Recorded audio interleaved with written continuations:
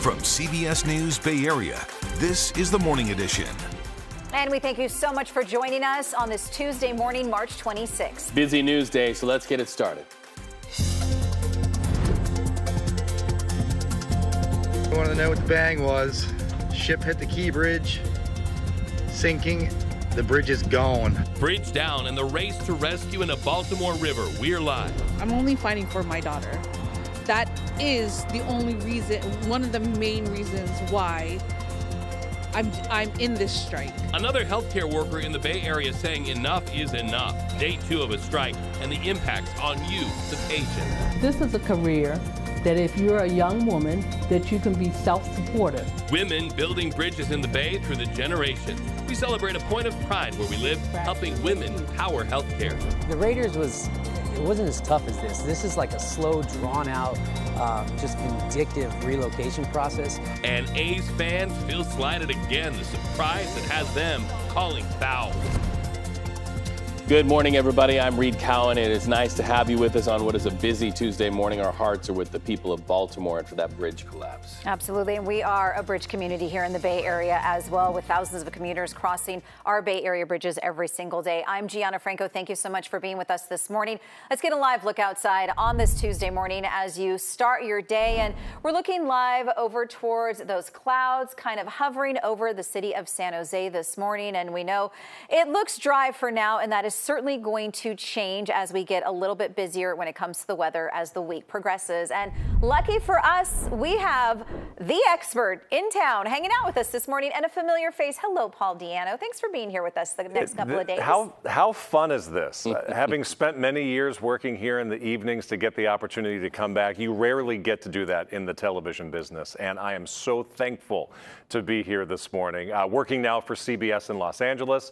And you guys needed a couple days of a fill-in, so this is awesome. We get you. This is great. We're just a hop, skip, and a jump. This is super cool. And yeah, it's not too far away, and the weather is similar. We've been rainy too. My gosh, February's been crazy in Southern California.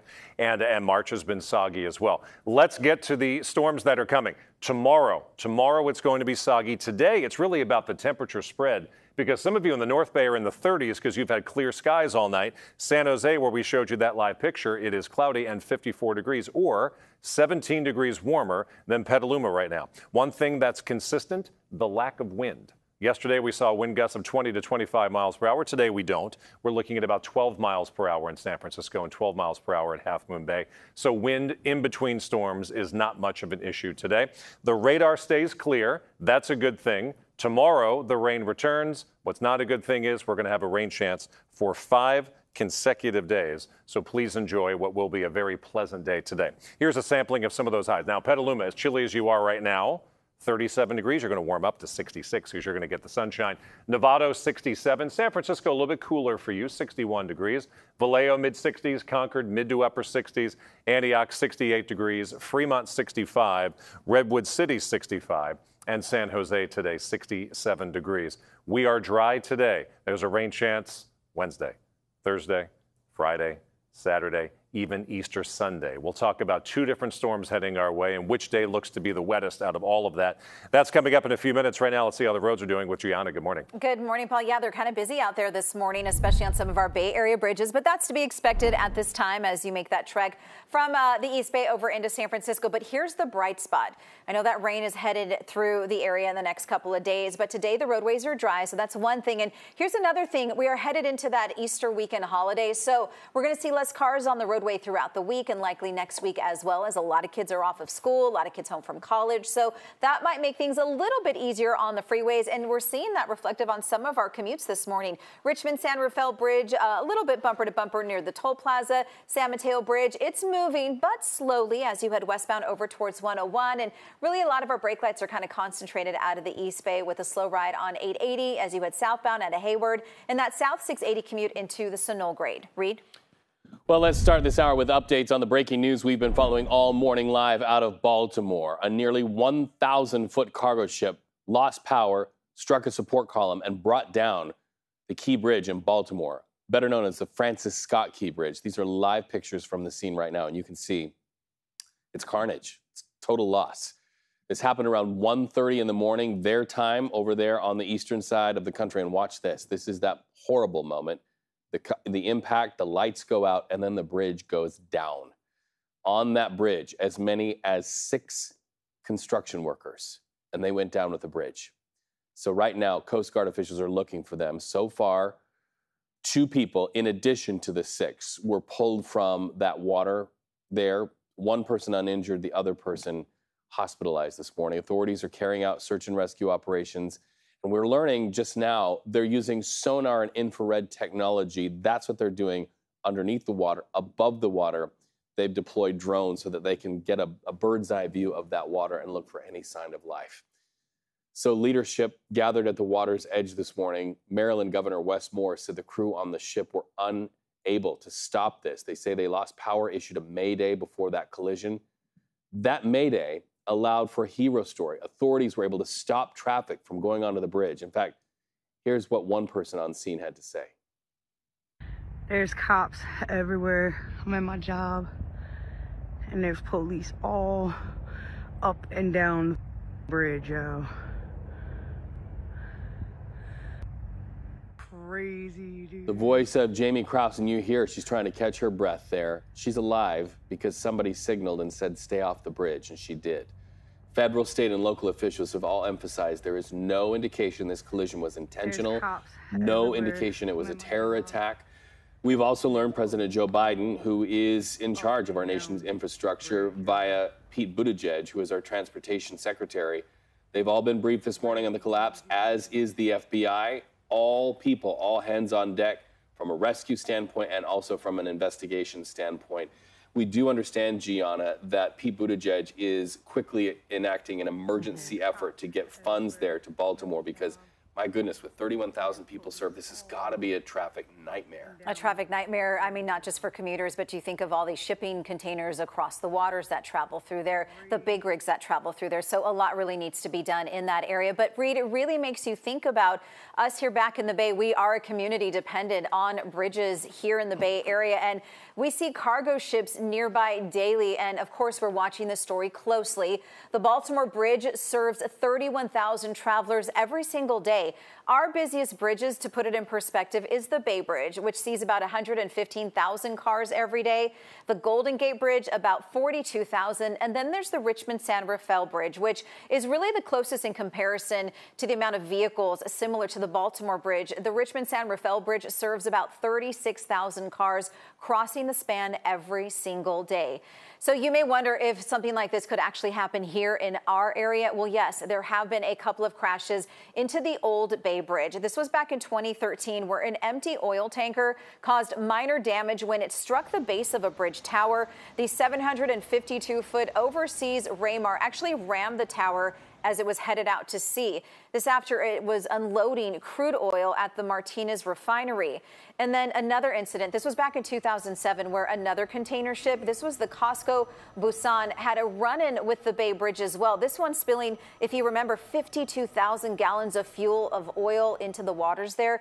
Crews, they spent months cleaning up the damage. The ship's pilot and 2 shipping companies responsible for the spill, they paid $44.4 million in a settlement. And of course, we'll continue to update you on this story on air and throughout the day on our website at KPIX.com and the CBS News app. Reed. Another story we are watching closely this morning, which is the battle over the fate of the abortion pill mifepristone. You're going to hear a lot about this today and throughout the evening. The fight is now underway at the highest levels of our court system, the U.S. Supreme Court. The essential argument over the pill, widely considered as the most significant reproductive rights case since the court ended the nationwide right to abortion back in 2022. So what's the key argument here?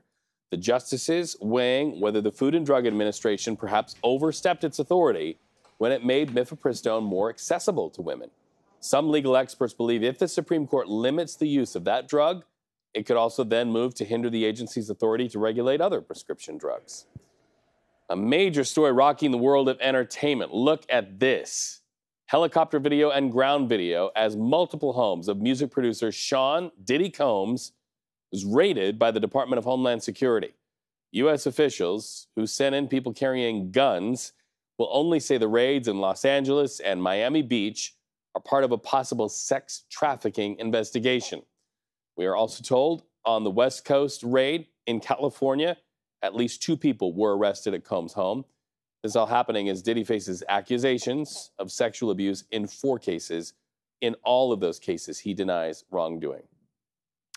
Independent presidential candidate Robert F. Kennedy Jr., you know that name, he's in Oakland this morning, where he is expected to announce his running mate for the 2024 race to the White House. Yes, there is another candidate besides Joe Biden and Donald Trump. Why, do you ask, is he in Oakland? Well, Oakland native and tech attorney Nicole Shanahan is the rumored frontrunner for that position. She bankrolled his Super Bowl ad just this year for Kennedy. There's also a short list for Mr. Kennedy, including NFL quarterback Aaron Rodgers, former Minnesota Governor Jesse Ventura, and former Congresswoman Tulsi Gabbard. Gianna. Well, Seton Medical Center workers are on strike in Daly City. This is for a second day today. Workers are demanding higher wages, more staffing, but this strike calls for something a little different. It's kind of ironic, but 400 healthcare workers at Seton say their healthcare is so bad, it's actually putting them at risk. There's also concern about the future of the hospital itself, which has been hit by job cuts and other service cuts for all employees, including nurses.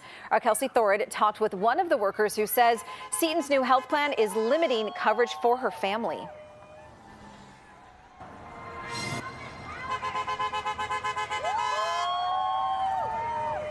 Rochelle Ortua has worked at Seton Medical Center for years. She loves the community of people at the hospital and grew up just blocks from its campus. But now Rochelle says she's in a tough spot. She says the hospital changed its health insurance provider, significantly limiting where Rochelle's family, including her 6-month-old daughter, can get care. Her pediatric doctor was no longer covered. And my OB is not covered. We're now out of network with all of our doctors. Rochelle lives in Sunnyvale. She says her new insurance only works at Seton and John Muir Health, both of which are close to or even more than an hour away. She says she worries night and day about what would happen and how much it would cost if her daughter had a medical emergency. I grew up with chronic asthma, and I actually have a food allergy. And right now at this point, what stresses me out the most is we're starting her on baby food. So she's learning how to eat baby food. I'm afraid that what if she has an allergic reaction to some kind of food? Or what if she ends up having asthma like me? Rochelle told me she feels betrayed. I work full time for a hospital, and it's not fair that I have to worry on whether or not I can afford to get my daughter proper health care when I give up how many hours of my day. Instead of being home with her, I have to be at work. That's why Rochelle joined hundreds of her coworkers on a 2-day strike outside the hospital, demanding better benefits. She told me she's doing all of this, picketing, speaking out, for one reason and one reason only: to make sure her daughter has the medical care she needs and deserves. I'm only fighting for my daughter. That is the only reason, one of the main reasons why I'm in this strike. Well, Seton says it's already offered a 16% pay hike over 3 years, along with free medical benefits and up to 400 hours annually of accrued PTO. It added in a statement as well, saying this: "We are disappointed with the union's decision to walk off the job in the middle of our negotiations at the expense of patient care." The hospital went on to say its priority is to provide uninterrupted care to patients.